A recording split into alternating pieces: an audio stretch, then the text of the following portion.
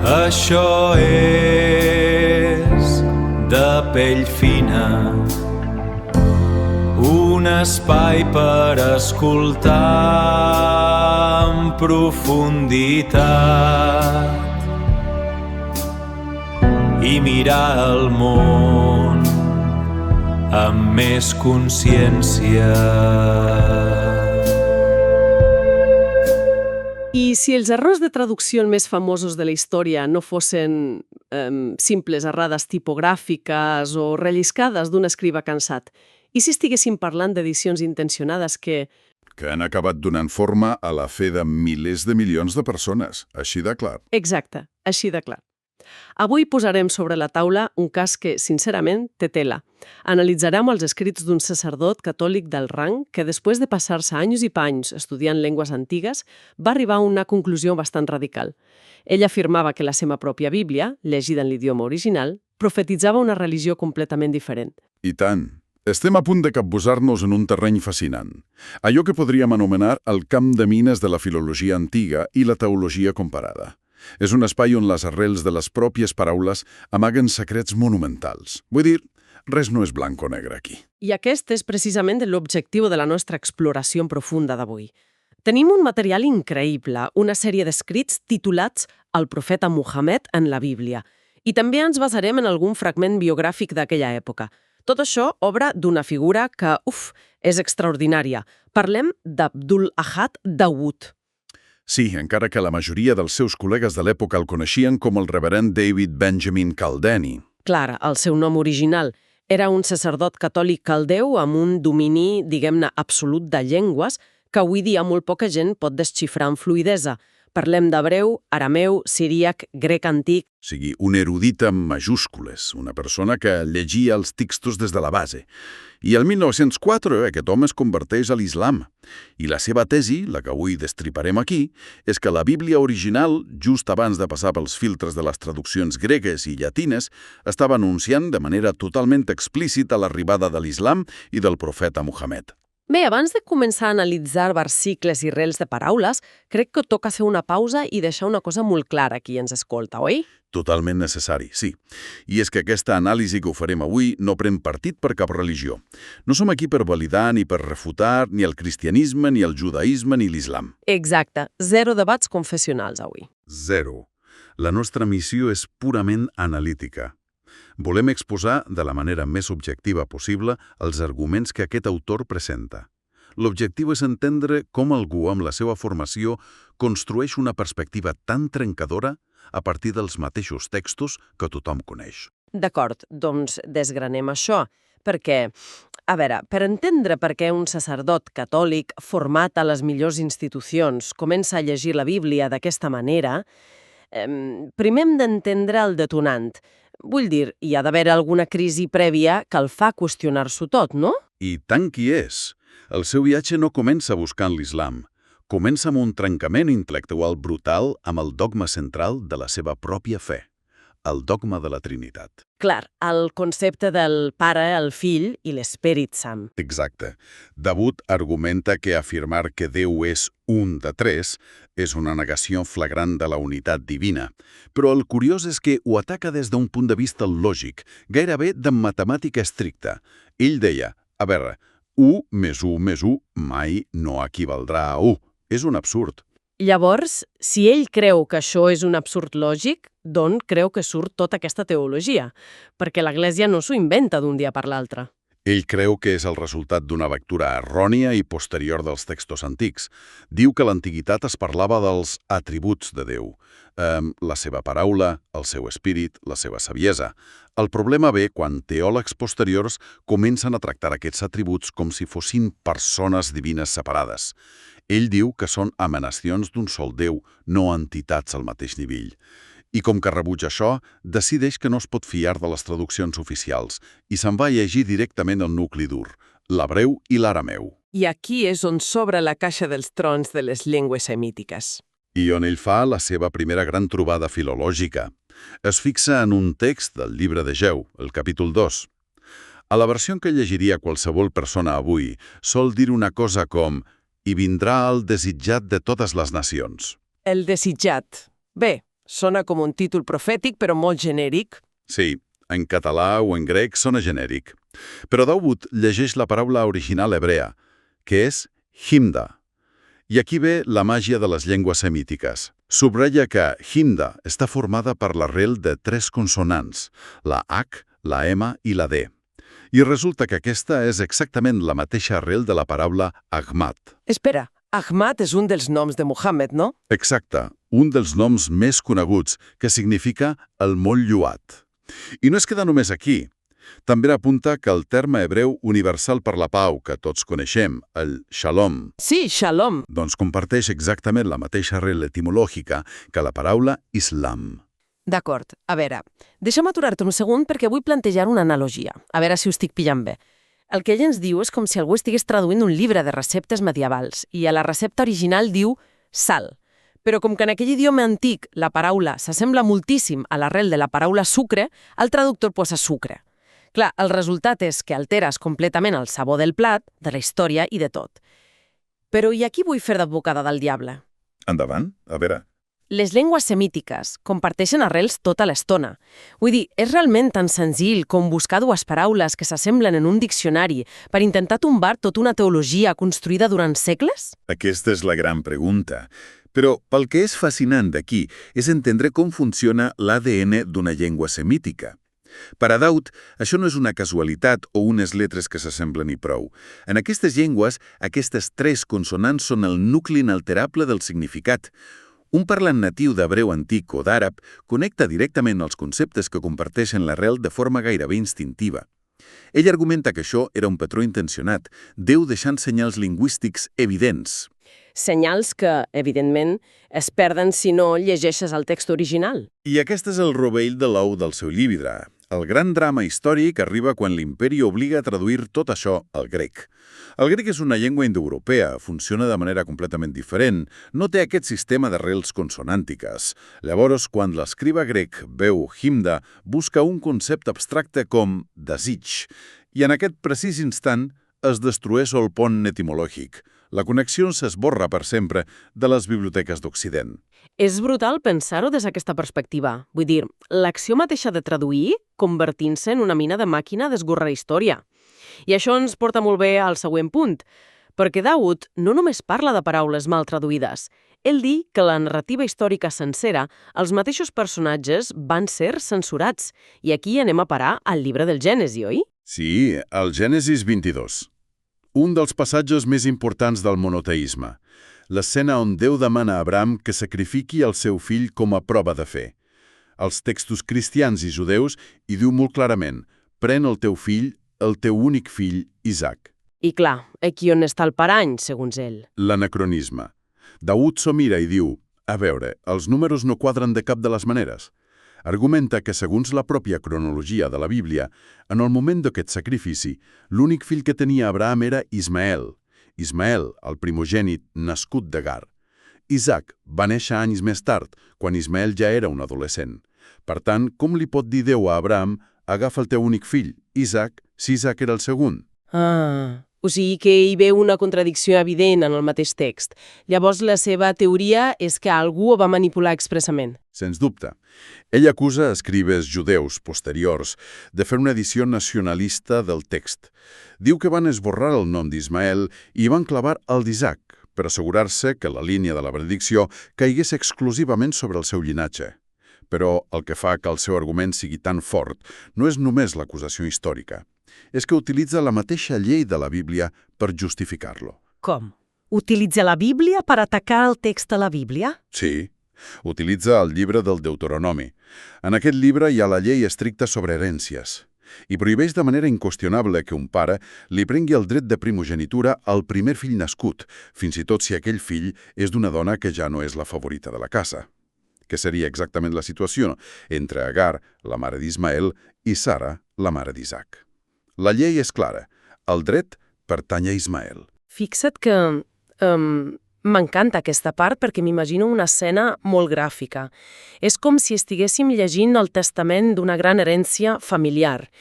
I algú ha passat corrector líquid Tipex per sobre del nom de l'hereu principal i ha escrit el seu propi nom en bolígraf. Però clar, Han sigut tan sapastres que s'han oblidat de canviar la lletra petita de les clàusules legals i aquella lletra petita encara descriu fil per randa el fill original.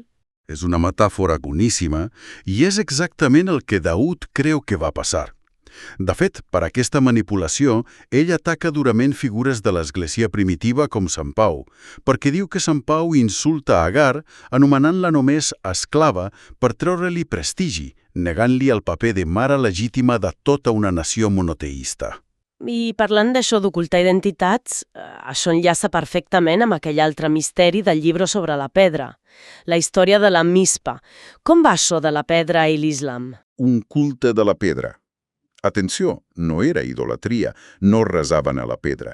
Agafaven una pedra important, la posaven dreta i hi tiraven oli per consagrar-la. Era una mena de monument per fer un pacte amb Déu. El patriarca Jacob fa justament això al Gènesis. D'acord, llavors tenim l'arameu safa, que vol dir aquesta pedra de pacte, i el salt fins a l'Islam, com es fa? Doncs Daud segueix el rastre d'aquesta paraula durant segles. Arriba a l'època de Jesús. Als evangelis hi ha aquell moment on Jesús li canvia el nom al seu deixeble Simó. Li posa el nom arameu d'Oquipa, o sigui, Safa, la pedra, que els grecs després van traduir literalment com a Pere, la famosa pedra sobre la qual edificaria la seva església, no? Clar, tu ets Pere i sobre aquesta pedra, etc. Doncs aquí ve el gir de Daud. Ell agafa la paraula Safa, aquesta pedra escollida, i diu no estem parlant del pescador de Galilea. Aquesta paraula comparteix arrels directes amb el terme àrab Mustafà. Mustafà? Exacte. Mustafà significa històricament l'escollit, i resulta que és un dels títols més grans i elevats que rep el profeta Muhammad. Daud conclou que els textos originals apuntaven que l'autèntic fonament, la pedra definitiva de la promesa, era aquest escollit, l'hereu de la línia d'Ismael. Mare meva, és increïble la quantitat de fils etimològics que arriba a connectar aquest autor. Però la cosa va a més, perquè si fins ara estàvem al Gènesis parlant dels patriarques, de sobte el llibre fa un salt espectacular cap a les profecies del futur. Ens fiquem de ple a l'Apocalipsi, no? Al llibre de Daniel. Sí. El capítol 7 de Daniel. Això ja és geopolítica pura i dura barrejada amb visions místiques. La profecia descriu 4 bèsties terrificants que surten del mar. Gairebé tots els estudiosos coincideixen que aquestes bèsties representen 4 grans imperis de la història. El caldeu, el medo-persa, el grec i, a l'últim, el romà. I l'imperi romà és l'última bèstia, la més destructiva, oi? Sí, una bèstia amb 10 banyes. I aquí és on la visió fa un zoom impressionant. Diu que del mig d'aquestes 10 banyes en surt una onzena. Una banya petita, però que té ulls humans i una boca que no para de dir grans blasfèmies. I el text de Daniel diu específicament que aquesta banya té el poder de canviar les lleis de Déu i els temps festius. I saps què fa Daud amb això? Li posa nom i cognoms a la banya. Diu que és l'emperador Constantí el Gran. Espera un moment. Com? Constantí el Gran. O sigui, l'arquitecte principal que va convertir el cristianisme en la religió de l'imperi. M'estàs dient que agafa l'home del concili de Nicea i el converteix literalment en el gran dolent de la profecia? Exactament això. És una interpretació radical, però ell argumenta que encaixa com un guant. Diu que Constantí, a l'any 325, al concili de Nicea, va ser qui va imposar el dogma de la Trinitat per la força. Per a un monoteista com Daud, proclamar que Déu és 3 és la definició exacta de la blasfèmia que pronuncia la banya. I allò de canviar els temps i la llei. Daud en recorda que va ser Constantí qui va decretar que l'imperi deixés de descansar el sabte, el sàbat ordenat per Déu, i va posar com a dia festiu el diumenge. El dia del Déu Sol, clar. Exacte. Un canvi de temps i llei absolut. Déu-n'hi-do l'audàcia de la tesi. Però, a veure, si Constantí és aquesta banya corrupta, com fa quadrar Daud que la solució al salvador d'aquesta visió sigui Muhammad? Perquè Daniel continua relatant la visió i diu que aquesta banya regna fins que apareix un personatge decisiu als núvols. En arameu l'anomena Barnasha, que vol dir el fill de l'home. Aquest fill de l'home derrota la bèstia i instaura un regne mundial de la llei de Déu. Però si jo li pregunto això a qualsevol teòleg cristià, em respondrà automàticament que el fill de l'home és Jesús. Vull dir, és el seu títol. Sí, Daud ho sap perfectament, però ho rebat amb dos arguments pesadíssims. Primer, l'argument geopolític. Jesús va viure sotmès a Roma, va ser crucificat per Roma. En cap moment va destruir l'imperi romà ni va posar fi a la seva hegemonia política.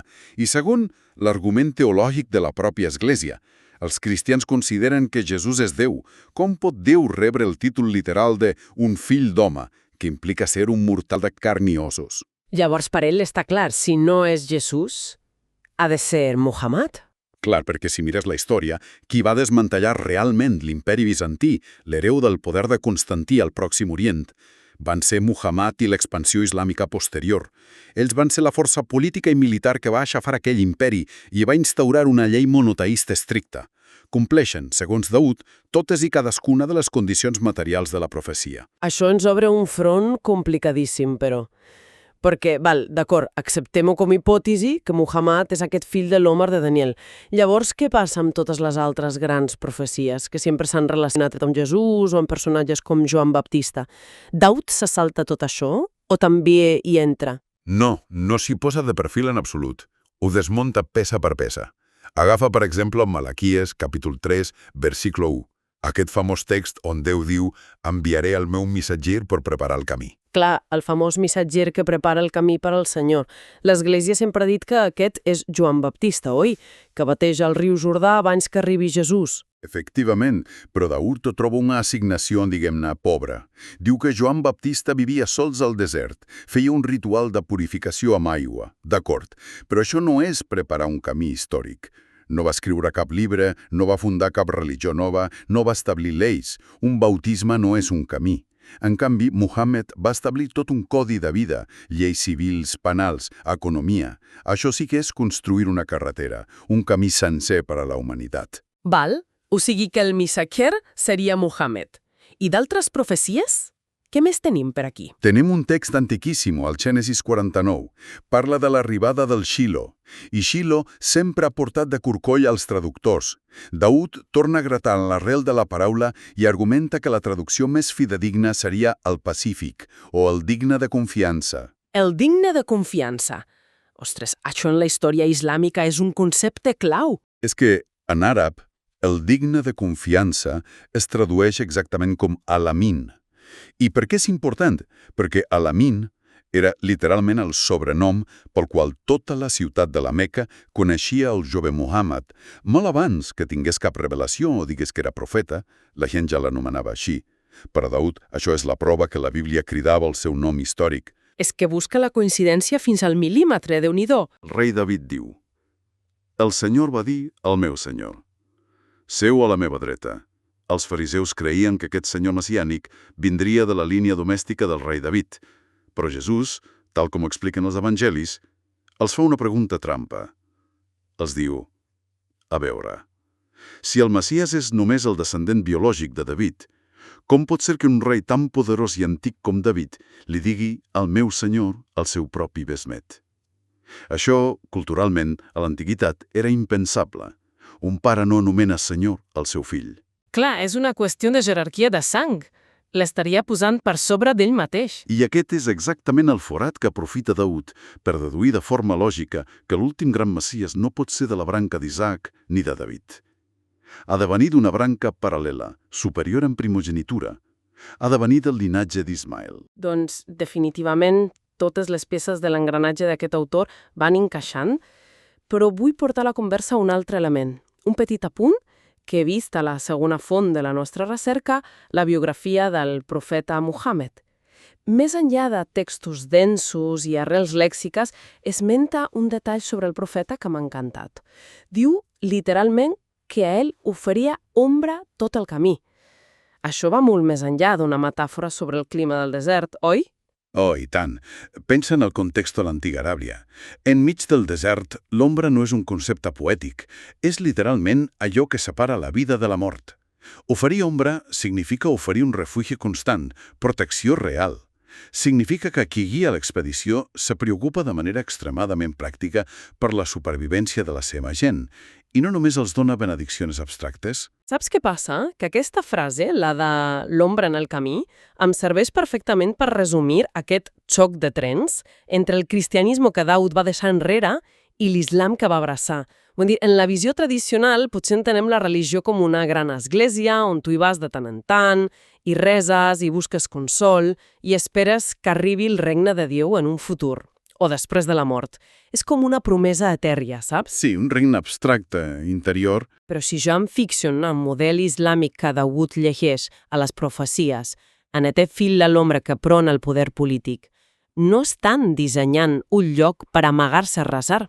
T'ofereixen el regne de Déu instal·lat de manera visible a la terra. T'ofereixen una carretera totalment asfaltada per viure-hi. Una carretera que té els seus propis senyals de trànsit, amb lleis molt clares, amb una economia social on has de pagar el zakat per redistribuir la riquesa obligatòriament. És un sistema complet que fa d'ombra per protegir-te ara i aquí. És absolutament pràctic. Això que acabes d'explicar, aquesta comparativa, captura amb una precisió quirúrgica l'essència de tot el viatge intel·lectual d'Abdullah Daoud. Ell se separa d'una fe plena de misteris insondables, com això de si Jesús era mortal i Déu a la vegada, o la matemàtica incomprensible de la Trinitat. Ell es decanta per un sistema clar que legisla sobre allò terrena i que, quan cal, desmantella poders opressors, com feia la bèstia de Daniel. És fascinant. Quin viatge ens hem fotut avui per entendre-ho, veritat? Si fem un pas enrere, recapitulem un moment l'escala de la tesi. Hem vist com aquest erudit utilitza un coneixement filològic gairebé letal per buscar arrels ocultes sota el grec. L'hem vist agrafar les pròpies lleis de primogenitura de la Bíblia per intentar demostrar que el llinatge original va ser censurat. I finalment, com agafen mapes geopolítics per lligar la caïda de Roma i Constantí amb l'arribada del profeta de l'Islam, argumentant que fins i tot els seus sobrenoms personals ja eren a les pàgines de l'hebreu antic. I tot això, no ho oblidem, basat en una erudició rigorosíssima. Però abans de tancar, jo llançaria una pregunta a tota l'audiència per aterrar-ho. Una pregunta pràctica. Per què, independentment de si a casa som ateus, cristians o musulmans, per què ens haurien importar tota aquesta història d'arrels consonàntiques o traduccions antigues? Bé, quina és la teva resposta a això? Doncs que tota aquesta exploració ens posa davant del mirall de l'immens i aterridor poder que té una simple traducció. Aquest llibre ens recorda que coses que acceptem com a grans veritats monolítiques, històriques i intocables, potser només estan penjant d'un canvi de vocal o d'una edició que un escriba grec va decidir fer fa més de 2.000 anys.